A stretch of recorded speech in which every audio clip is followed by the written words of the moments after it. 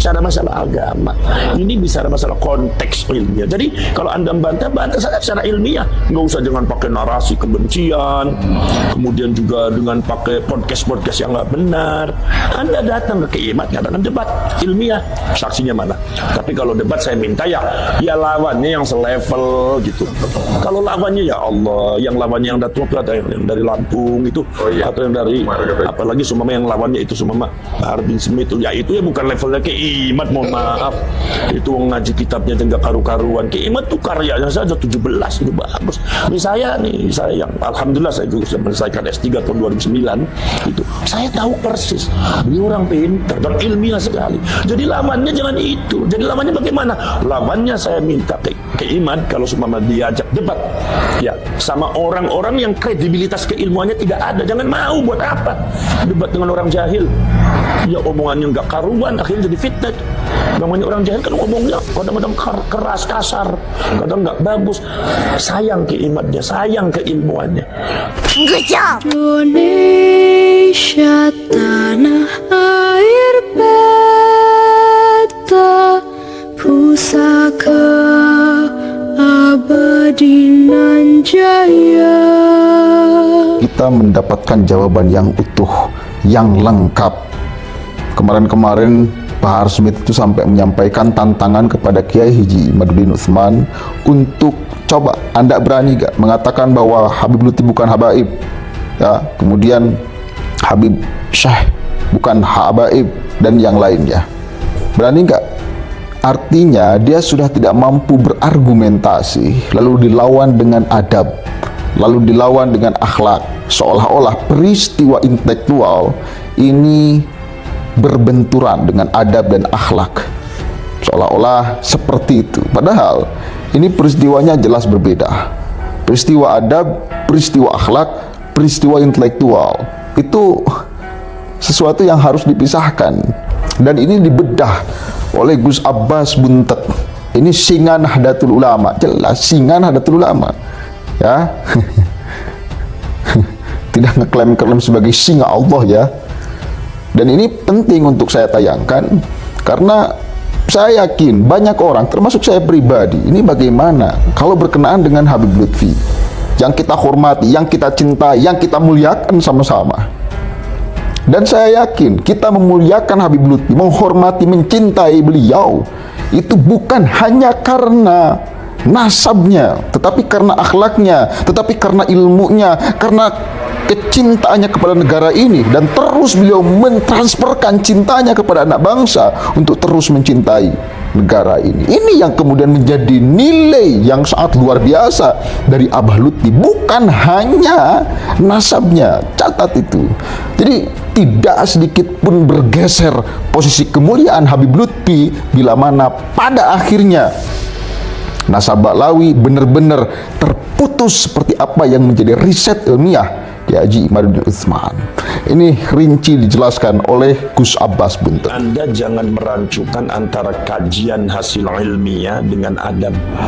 Kita mendapatkan jawaban yang utuh, yang lengkap. Kemarin-kemarin Bahar Smith itu sampai menyampaikan tantangan kepada Kiai Haji Imaduddin Utsman untuk coba Anda berani mengatakan bahwa Habib Lutfi bukan habaib, kemudian Habib Syekh bukan habaib. Itu beda. Kalau Kiai Imaduddin yang saya lihat itu kajian ilmiah. Jadi kalau Anda membantah ya secara ilmiah. Kalau kajian ilmiah ternyata dapatnya tidak sesuai dengan apa yang sudah ditetapkan, nggak jadi masalah. Itu masalah ilmiah, masalah biasa ilmiah. Tidak ada kaitannya dengan adab dan akhlak. Kalau Anda bicara masalah debat ilmiah, kemudian Anda kalah, kemudian Anda menggodamnya dengan adab dan akhlak. Ini sistem seperti ini yang dipakai oleh Fir'aun. Fir'aun itu pada waktu debat dengan Nabi Musa, ketika ditanya, Musa kamu itu Tuhannya siapa? Kata Nabi Musa, Tuhan saya yang bisa menghidupkan, yang mematikan. Tuhan saya ada yang bisa menghidupkan, mematikan. Kemudian tiba-tiba Fir'aun menghadirkan dua orang, yang satunya dibunuh, yang satunya dihidupkan. Kata Fir'aun, wa ana uhyi wa umit, saya juga menghidupkan tuh, saya juga bisa mematikan. Artinya kalau memang Tuhan kamu adalah menghidupkan dan mematikan, saya juga bisa. Akhirnya kata-kata Nabi Musa apa? Tuhan saya adalah Tuhan yang bisa memindahkan matahari dari timur ke barat dan mendatangkan bulan ketika malam dan melenyapkan ketika siang.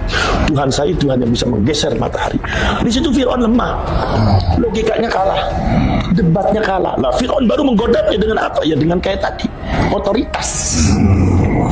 Musa, kamu tuh kurang ajar. Bukankah kamu telah diurus sama saya dari kecil? Kamu kan diurus sama saya dari kecil. Begitu besar kamu kurang ajar sama saya. Boro-boro kamu terima kasih. Lah, Fir'aun itu merancukan antara debat ilmiah ya dengan otoritas. Ini bukan bicara masalah otoritas Nabi Musa itu menghormati atau tidak, tetapi ini adalah masalah ilmiah. Ketika Fir'aun tanya seperti itu, ya Nabi Musa jawab. Ketika Nabi Musa itu memenangkan perdebatan itu, maka Fir'aun menggodam Nabi Musa dengan otoritas. Jadi itu caranya Fir'aun mengalahkan orang. Jangan seperti itu. Anda semua begini, seumpama saya urusan dengan santri saya, begitu urusan sayanya kalah, saya bilang kamu kurang ajar sama gue. Bukankah saya itu ngajar kamu dari mulai kamu nggak bisa sampai sekarang besar, begitu besar kamu sekarang tentang saya. Lah nggak boleh seperti itu. Itu namanya tidak ilmiah. Anda tidak memahami konteks ilmiah namanya. Nah, masalah kajian kayak Imaduddin kajian ilmiah, dan itu sah-sah saja kajian masalah. Bukan berarti kayak Imaduddin ini kemudian tidak menghormati Abu Lutfi, Habib Ali, tidak menghormati Sahibul Ratil Kubra, seumpama Habib Hamdullah bin Alwi Al-Haddad atau para habaib yang lainnya, ulama-ulama. Bukan masalah itu. Ya, itu masalah ilmiah. Debat dengan ilmiah saja, nggak apa-apa. Dan kajian-kajiannya juga bagus.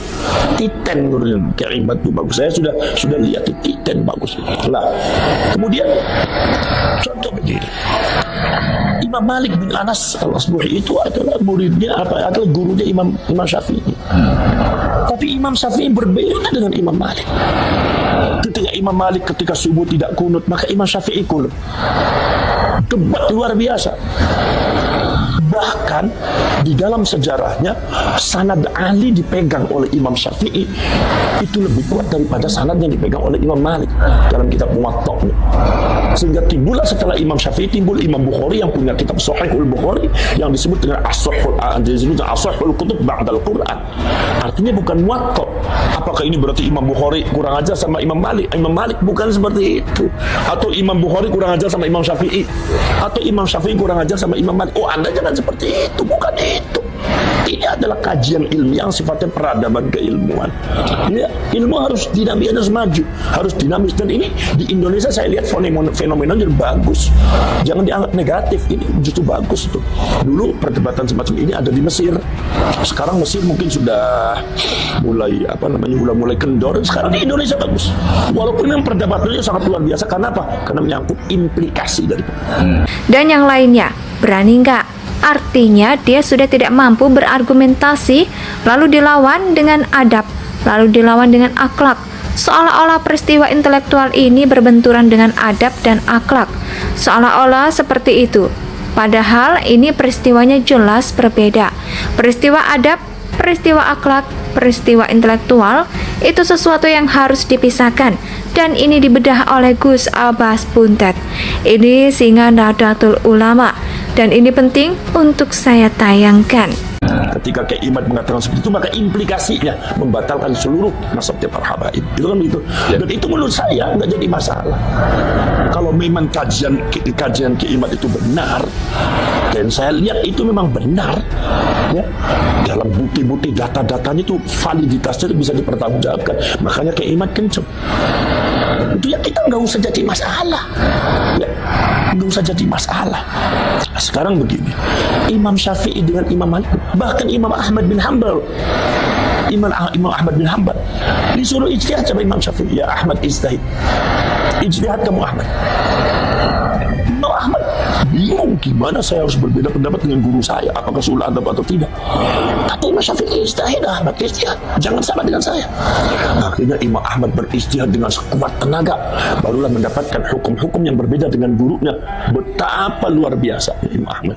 Apakah Imam Ahmad itu kemudian ketika mengatakan Imam Syafi'i dalam hal ini guru saya salah, apa itu kurang ajar? Enggak. Apa itu sul adab? Oh tidak.